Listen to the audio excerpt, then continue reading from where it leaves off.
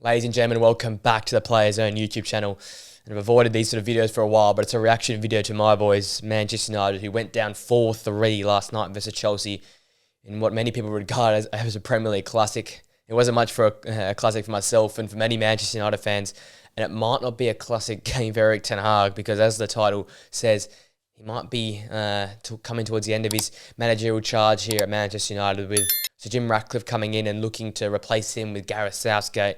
There's a lot of other manager merry-go-round that's going to go on in the summer as well, so it's not looking too good for Erik ten Hag. And unless he can win the Emirates FA Cup, against either Man City or Chelsea side in the final, or even having to go past Coventry in the semis, it's looking like an unsuccessful season for Manchester United. He knocked out in the group stage in the Champions League, knocked out in the quarters of defending the Carabao Cup, looking like to finish 6th or even 7th in the Premier League now. It's going to look a very bleak season, coming off such a high of last season, winning the Carabao Cup, making the FA Cup final, finishing in the top 4. Nothing's really gone right for Manchester United and Ten Hag this season. I'll get into the effects of both Chelsea and Man United from this game for later on, but first I just want to touch on the game itself. And as Twitter rightly said, it was a classic sort of game where there was no tactics, it was just counter-attack versus counter-attack, and early on it was all Chelsea.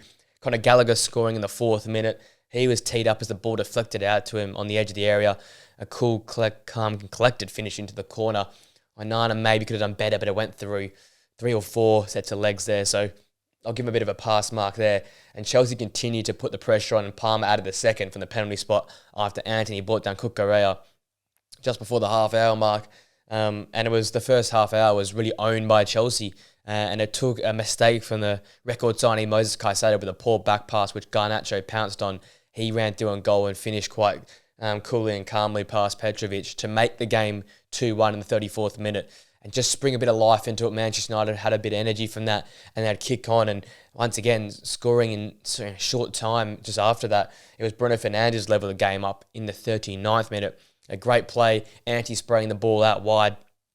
Garnacho taking it in his stride, dropping it back to Dalot, and what a ball into the back post, which Bruno Fernandes calmly headed the ball back across goal into the back of the net past Petrovic, which meant we went into half-time with the score at 2-2, both sides having their moments, probably Chelsea owning the first 25 to 30, United's probably having the better back end of the first half, despite Conor Gallagher hitting the upright just before half-time. Second half was quite similar. Counter-attacks for each side. United probably regained a bit of the control in the early periods here. And it was in 67th minute which United would take the lead. Anthony pulling out a ridiculous outside of the foot pass with left foot.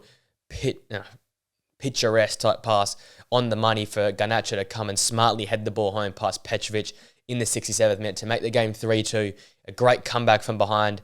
And they were, controlling the game out, playing with a bit of luck. Chelsea were still a threat at goal, but looking like it was one of those classic comeback wins for Manchester United away from home until Dalot, with a poor mistake really, gave away a penalty which Cole Palmer converted. And this was in the 10th minute of added time. You thought literally would kick off and that'd be it. But somehow Chelsea were able to get the ball forward, get a corner, and for some reason Manchester United players switched off, allowed Cole Palmer all the time in the world on the edge of the area. He took a few touches, took his shot, deflected off McTominay into the back of the net to score the winner merely seconds after the Cole Palmer's previous goal, and in the 11th minute of added time to really put the dagger in Manchester United fans' heart, in what I believe is a dagger in Erik ten Hag's heart.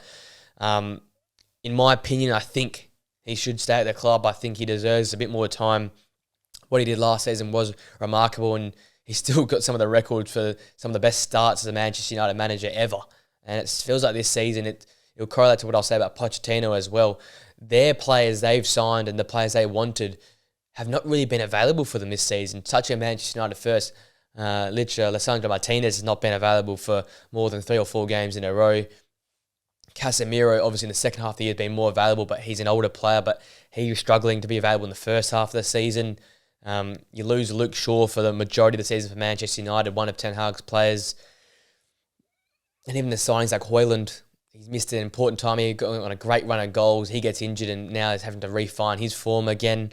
And it just feels like all the players Erik ten Hag has signed and has been performing well for Manchester United have not either been available or just been either suspended or injured. And it felt like the load's being carried by Bruno Fernandes, by Alejandro Garnacho, by the likes of Rafa Varane at the back when he's available as well.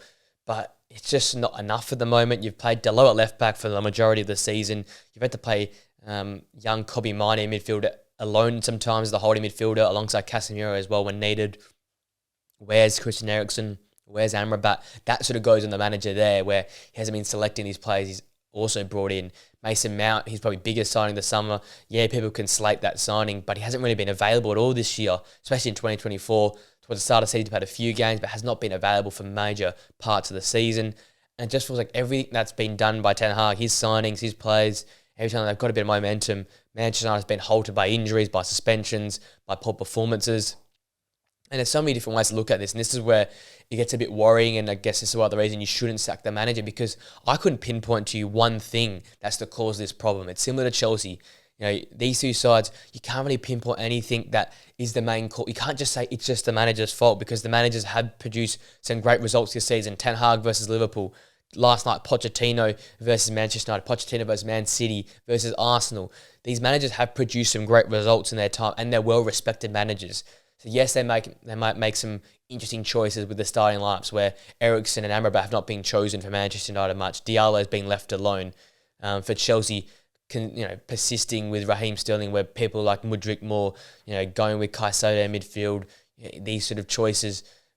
But for both sides, they both face injury problems as well, which have halted their progression. For Chelsea, you think of Fofana and Nkunku, the biggest sign that, I think was their number one. Forget Cole Palmer. Coming into the season, it was in Christopher Nkunku that would change the Chelsea side. He has not been available at all this year. I haven't got the stats on me, but I think maybe 9 Premier League games he's played. Reece James has been out for a majority of the season. Ben Chilwell as well has been out for the majority of the season. You lose these key players in your squad.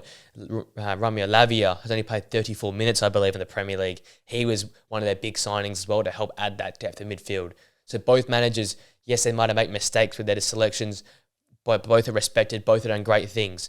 They've both encountered injury problems which have halted their season, which are big players which they're signed. Like Erik ten Hag's number one guy, it looks like, is Martinez. For me, Christopher Nkunku was, the first guy that Pochettino wanted. That's the first guy Chelsea brought across. He hasn't been available either. And what that leads to is just, inconsistencies in the squad. A lot of squad rotations, a lot of changes. You look at Manchester United, I think there's been like 12 different centre-back or back four pairings this season. And you're changing once again in mid-game. Johnny Evans coming in for Rafa Varane. It's just a constant changing of guard and all these players, especially with Chelsea, with Thiago Silva missing games as well, Benoit Badiashile being in and out. You've got all these different combinations. You can't build continuity. You can't build form and momentum when you've got lineups changing all the time. And that's the problem for these two teams at the moment. You can't get any continuity in these squads, and that's why performances are so inconsistent. And the third thing as well, you've got to look to the players, especially both these clubs here, the likes of Raheem Sterling, likes of Marcus Rashford, Bruno Fernandes in many regards. I look at Enzo Fernandez and Moses Caicedo for Chelsea. I keep naming names of both these clubs which are underperformed. Aaron Wan-Bissaka's been poor since he's come back for Manchester United. Onana at times been poor for Manchester United as well. Petrovic letting in that awful goal last time out versus Burnley. Individual players have not been good enough this season for both these clubs. And that's why you've got Manchester United not going to make Champions League football now in 6th. Chelsea nowhere near it, but at least could maybe make 7th or 8th this season if all goes well.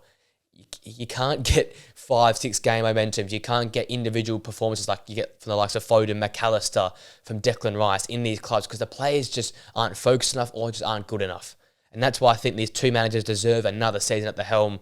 And I know in the modern football, we like to change managers, like to change things a lot, be reactionary, get things done.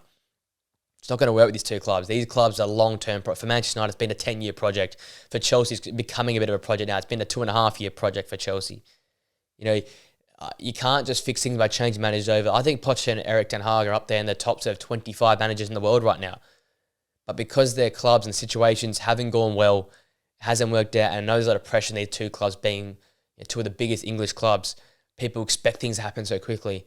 But unfortunately, the way we work currently in world of football doesn't happen like that. I look at the clubs doing well right now. I look at Liverpool, well put together, a team, a unit, unified by a manager who's had 7 to 8 years behind the wheel there. And I know people are sort of mocking him now as he's coming to an end here, but the whole Liverpool era, only winning 1 Premier League title, yes, but they've played incredible football through that time. But they gave Klopp 2 seasons or so to get that squad built up and then go for it. he might have faced injury problems in the past. We've seen that with that COVID season where they were ravaged by injuries. But because they were so well put together, they were able to get into Champions League football again, coming in from fourth. Once Ten Hag and Pochettino, maybe a full next season, and Man United are one of those teams that roller coaster and will bounce back. I'm sure United will be in the top four once again next season. That's just how the club's worked in recent years. The last 6 years, you can look at it. Champions League, poor season. Champions League, poor season. But what Ten Hag's done instead, he's also added cup competition runs in that as well, making finals, winning already a trophy in a semi-final of another FA Cup. So at least he's producing some cup football as well. For Pochettino, he made a Carabao Cup final. He was in a semi-final of an Emirates FA Cup. And I know these trophies don't mean as much anymore, but they're still great cup runs with the chance of winning something. And that's why I think these managers deserve the time. I'm so against this whole reactionary change manager, because it's not going to work. You look at Bayer Leverkusen and what Xabi Alonso's done. I know it's been very quickly done and sorted out very fast, but they were nowhere midway through last season. They gave Xabi Alonso the time. He's fixed them up really well, and now they're going to go for an unbeaten type season. It's just, it is ridiculous. And you give managers time with their squad and with a proper situation, and you'll see the success that happens. You look at Bayern Munich as a prime example of they've changed managers a few times there. Yeah, they might have won a lot of trophies, but now they've got to a point where they've changed it so many times. They've stuck with Tuchel, who's not going to deliver. They're going to have to change manager again. They're going to have 4 managers in, I think, 6 or 7 years. They won a Champions League in that time. They've won the Bundesliga every single season outside of this season. You know why? Because there's so many different managers with so many different players, and now you've got an amalgamation of players that just don't fit any manager. And Man United, there's still managers from the Mourinho era. There's players, from eras before that, like Louis van Gaal. Ralf Rangnick said they needed open heart surgery to fix his club up. Same with Chelsea as well. You need to give it time. You need to give time for Pochettino to get his players in, because Sterling isn't his player. Enzo Fernandez isn't particularly his player, but he's got him there. But he's got Caicedo, he's got Nkunku.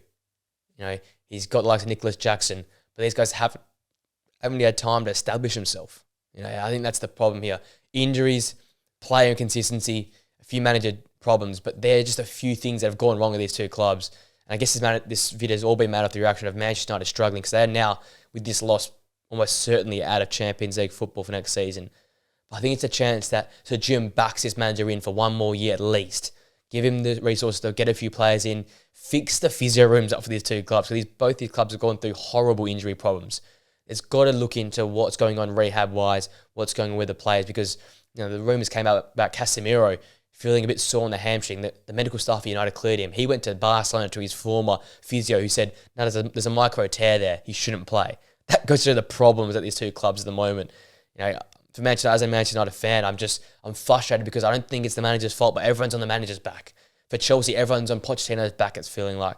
But these players aren't good enough. They're not playing well enough. There's situations, circumstances the managers cannot control. Like last night, you can't tell me that Erik Ten Hag is at fault for Manchester United not marking the best player in Cole Palmer from the edge of the area, and for Dalot making a poor challenge, to give away a penalty.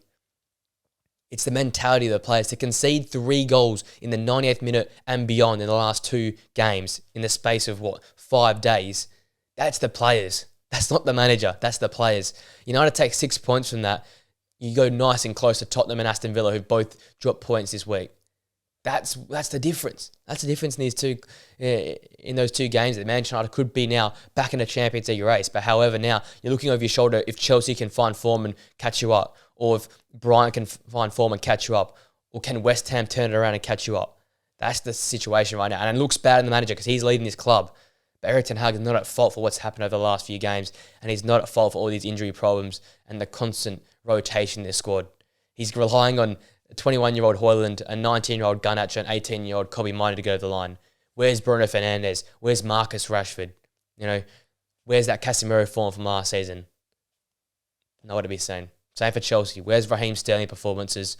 Where's Caicedo, Enzo Fernandez when you need them most? Nowhere to be seen. You're relying on Cole Palmer. And that just says a lot. Young stars are carrying these 2 clubs respectively, but I do not think it's the manager's fault. There's my rant from this game. Obviously, a massive win for Chelsea, a 4-3 win for them, a comeback win after United did their own mini comeback. Massive for them, though, because now with a game in hand, they could go 2 points behind Manchester United and can still salvage Conference League or Europa League football, and they still have a chance to win the FA Cup as well. So both these clubs have got massive runs in the FA Cup to come. It'd be quite ironic if both teams met in the FA Cup final, because that could be the game that decides what manager stays and what manager goes in many regards. But I firmly believe that both managers deserve another chance next season to get another transfer window in and develop another good squad to go and push, for top 4 and some cups next season. That's just my opinion. Let me know what you think in the comment section down below. How did you see last night's game? Do you think Erik ten Hag should go out the door? Do you think Pochettino should go out the door? What managers do you reckon can come in and replace them? How would you go about, saving these two clubs, which are two English giants that have well and truly fallen this season? No Champions League football for either side at the moment. United looking like Europa League football. Chelsea maybe Conference League football, but a lot to be done to fix these two massive clubs up. Hope you enjoyed the video, guys. Please make sure to smash a like on it, subscribe to the channel for more videos like this, and I'll see you guys for the podcast and video very, very soon. Enjoy the weekend's football action, and I'll see you guys later. Peace.